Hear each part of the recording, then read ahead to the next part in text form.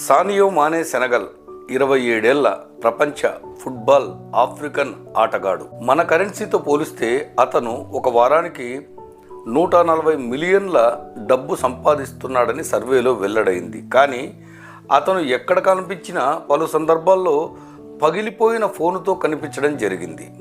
అదే విషయాన్ని విలేకరులు అతన్ని ప్రశ్నించగా 10 ఫెర్రారీలు, 2 జెట్ ఫ్లైట్లు, 10,000 వాచ్లు, 50,000 ఫోన్లు కొనగల సామర్థ్యం నాకుంది, అయినా నేను కొనను అని జవాబిచ్చాడు. ఎందుకు అలా చేస్తున్నానంటే నేను పేదరికంలో నుంచి వచ్చిన వాణ్ణి, పేదరికాన్ని చూసిన వాణ్ణి, అందుకే నేను డబ్బు పెట్టి విలాసాలైతే కొనను, కానీ విద్యార్థులకు చదువు కోసం, అభ్యున్నతి కోసం పాఠశాలలు కట్టించడానికి నేను ఈ డబ్బును వెచ్చిస్తున్నాను అని చెప్పాడు. నేను కటిక పేదరికం నుంచి వచ్చాను.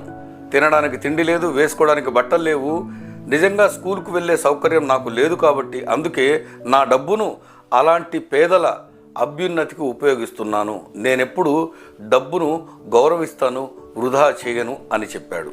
ఇలాంటి వారినే కారణజన్ములు అంటాం, దేవుడు అంటాం.